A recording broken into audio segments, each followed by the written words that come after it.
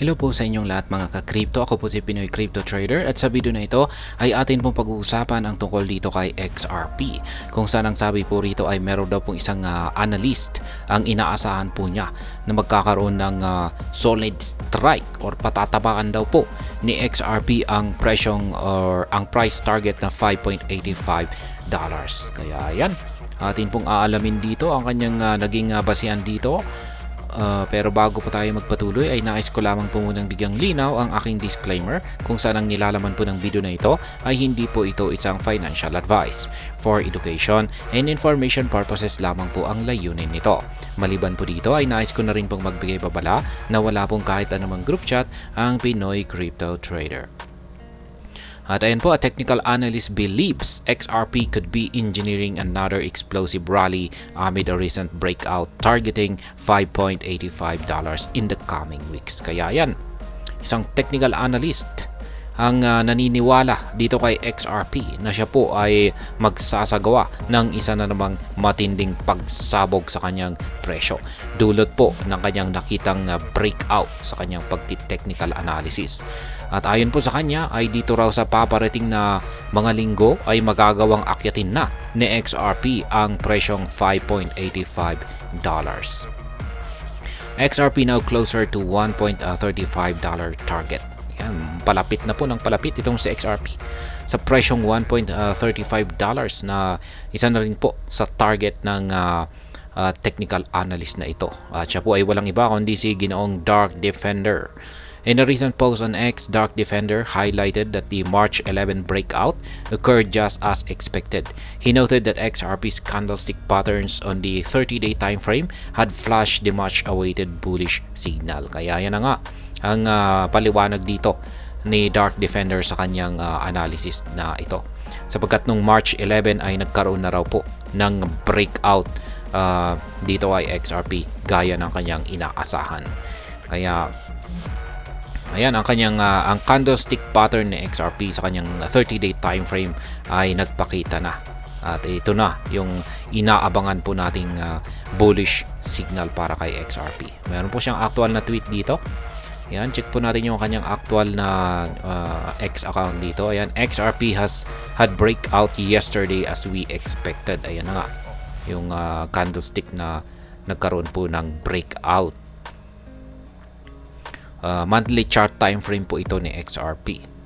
Kaya ayan, it is obvious the move has started. Ayan, napaka-obvious daw na nagsisimula na gumalaw itong si XRP or nag-uumpisan po ito sa kanyang pag-angat. The huge resistance at 0.6649 is broken in the daily and confirm. Ayan, basag na rin yung kanyang malaking resistance na nasa 0.6649. Yan, ito po yun, yung kulay puti na yan. At na-confirm na po ang breakout nito sa kanyang daily chart time frame. Kaya ayan, sabi niya rito ay yung target draw natin ay unang-unang target natin ay ang $1.33.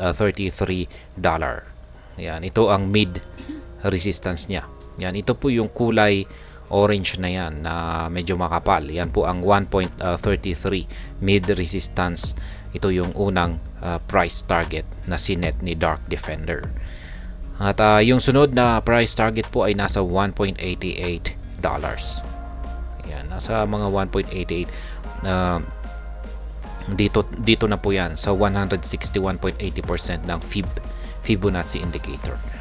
Pagkatapos po ng 1.88 na yan ay ayan, sasabog na po siya patungo sa $5.85 kung saan ay ang kasunod naman na level ng Fibonacci indicator natin na nasa 261.80%. Kaya yan, expect a solid strike yan. Asahan daw po natin talagang babanggain niya ng solid ang mga price target na ito na inilabas ni Ginoong Dark Defender. Kaya sabi niya, April will be hot. Have an excellent day. Kaya yan.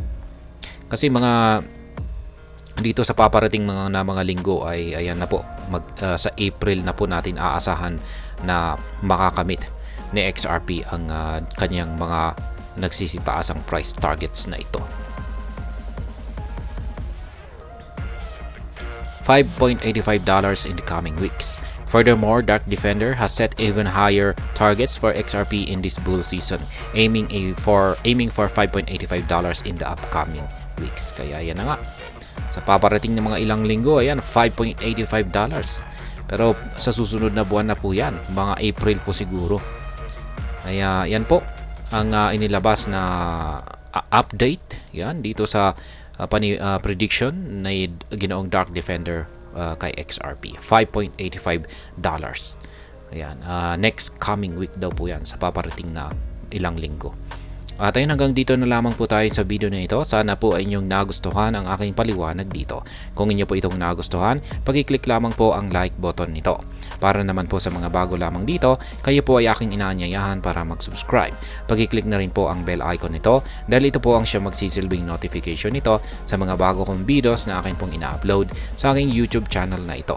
Marami pong salamat sa panunood, ingat po tayo lagi at God bless po sa ating lahat.